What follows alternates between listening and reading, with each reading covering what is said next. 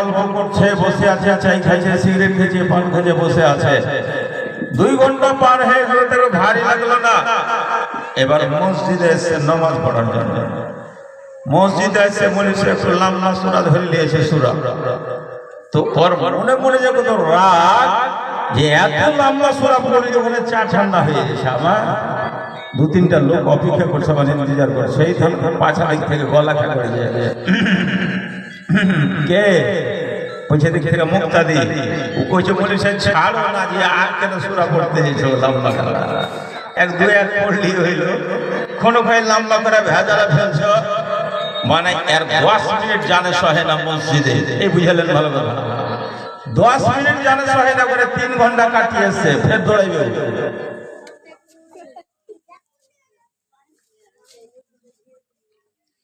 আল্লাহ পাক বলছেন কান তোকে এই জন্য দিয়েছি, চোখ এই জন্য দিয়েছি।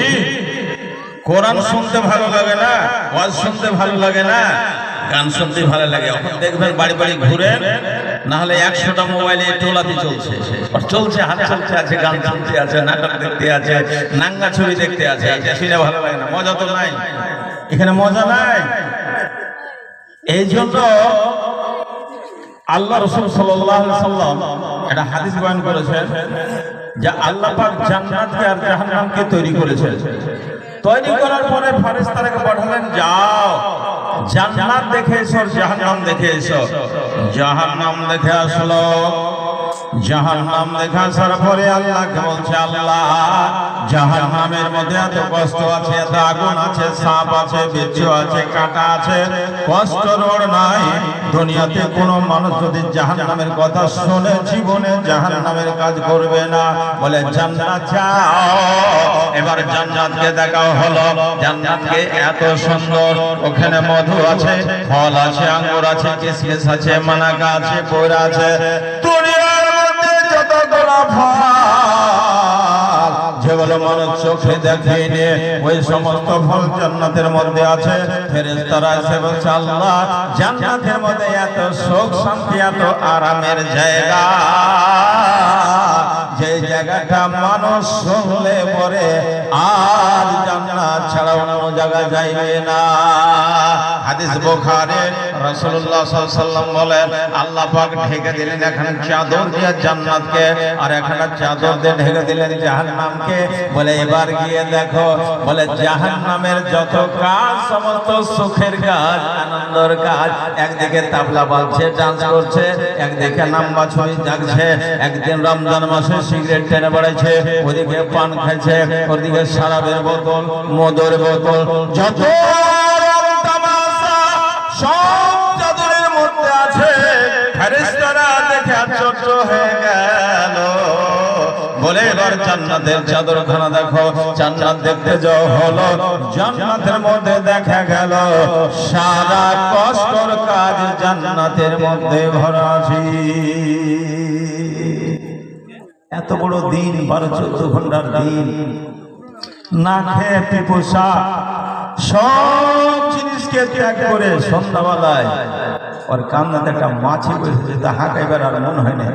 ওর প্রতিদিকে কইছে, মাছিটা হাঁকাতে শরীর চলে না, শরীর চলে না, এত অচল হয়ে গেছে।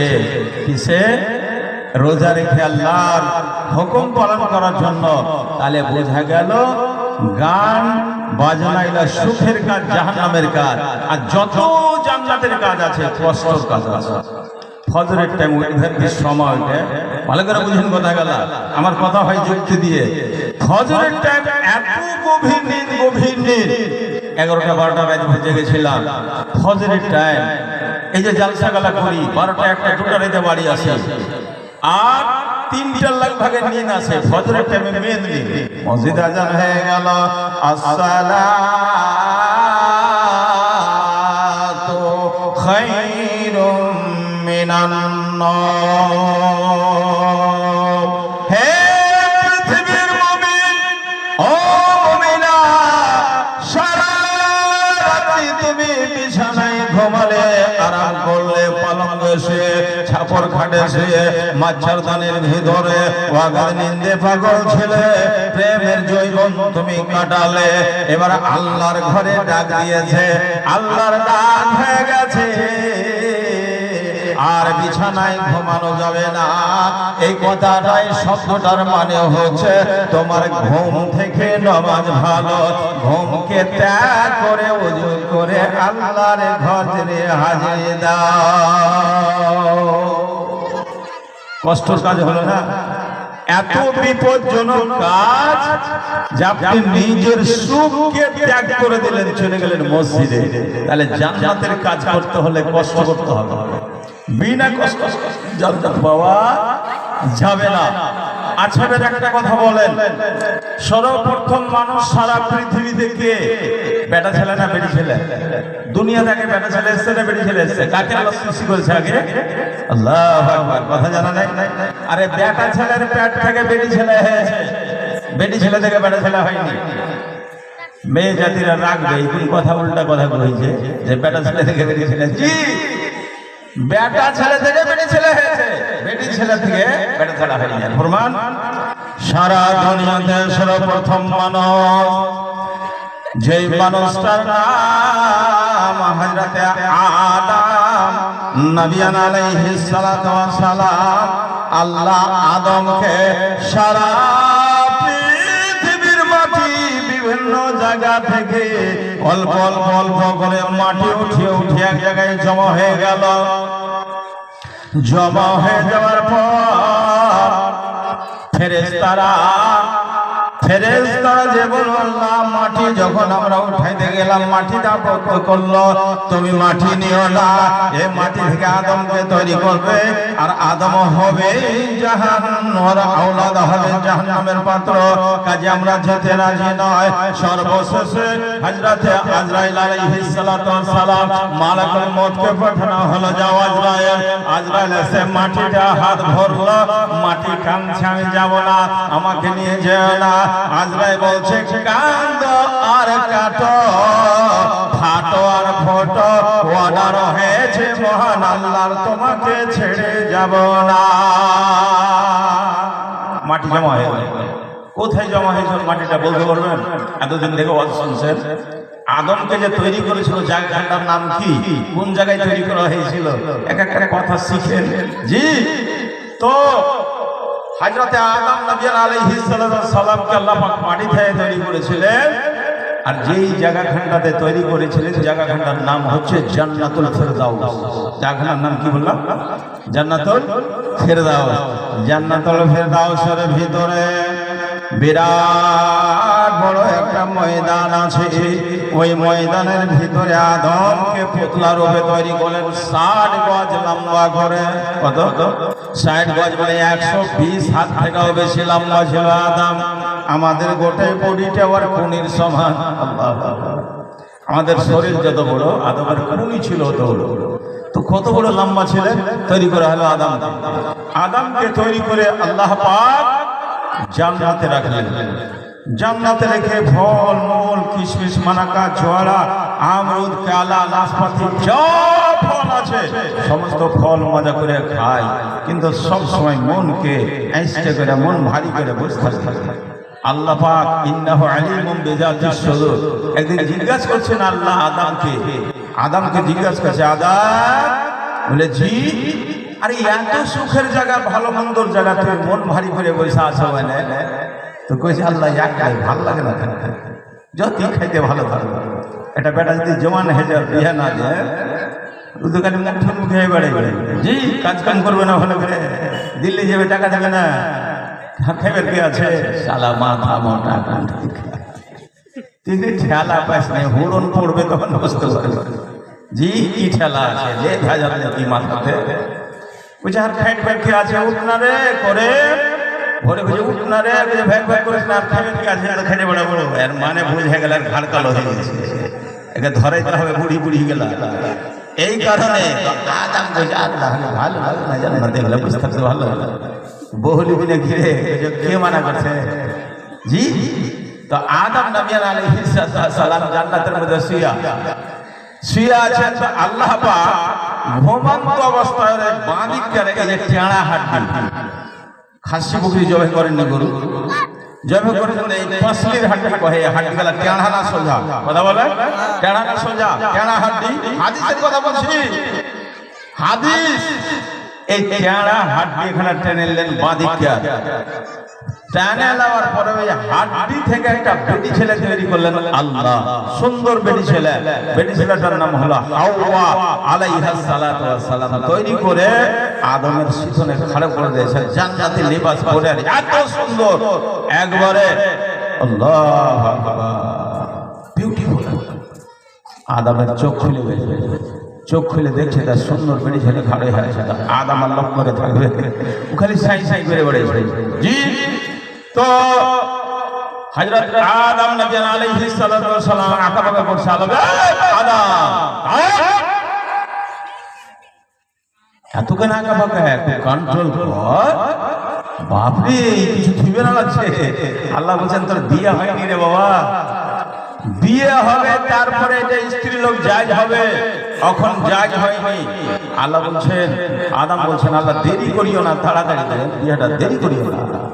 আল্লাহ বলছেন মোহর আদায় করতে হবে, তারপরে বিয়ে হবে। মোহর আদায় হলো টাকা দিয়ে, পয়সা দিয়ে নয়।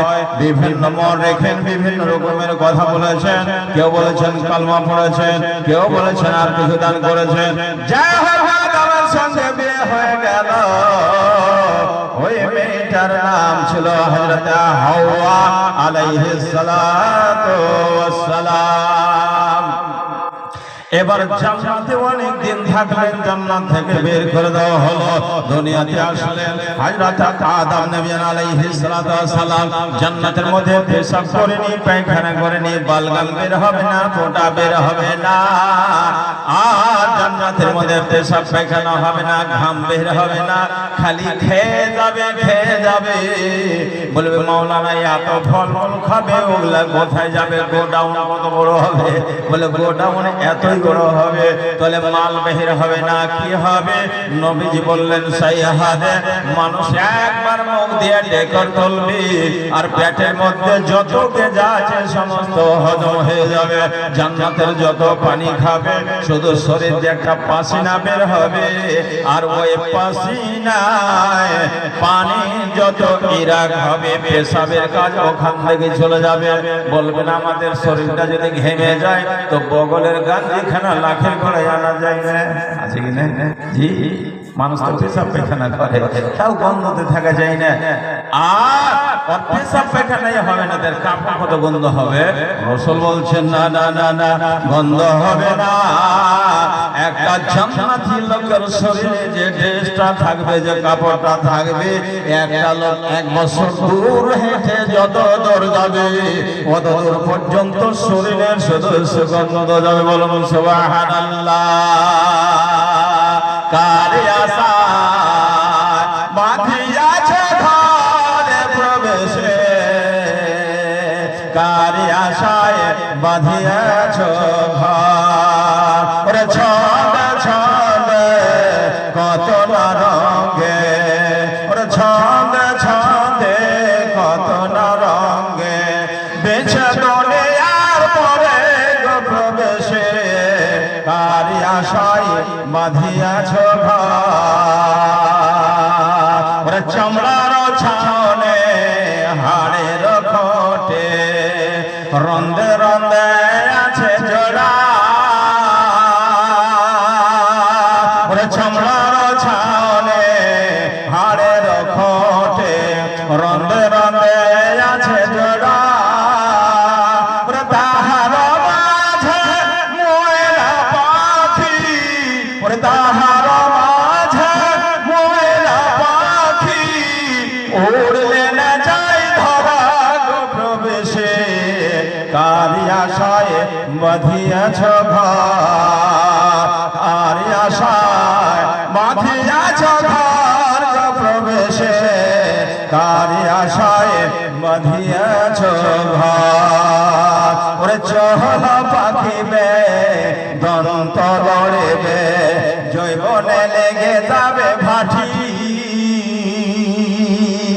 ওরে চহল পাখিবে দন্ত লড়বে জৈবনে লেগে যাবে ভাটি ওরে করে ধারে ঝরিয়া পড়িবে ওরে ধীরে ধীরে ঝরিয়া পড়িবে তো রঙিলা দাওয়ালের মাটি গো প্রবেশে কারি আশায় বাঁধিয়েছ ঘর কারি আশায় বাঁধিয়েছ ঘর গো প্রবেশে কারি আশায় বাঁধিয়েছ ঘর আল্লাহ পাক বলছেন মানুষ আর যে গোটা জাতিকে আমি দুনিয়ায় সৃষ্টি করলাম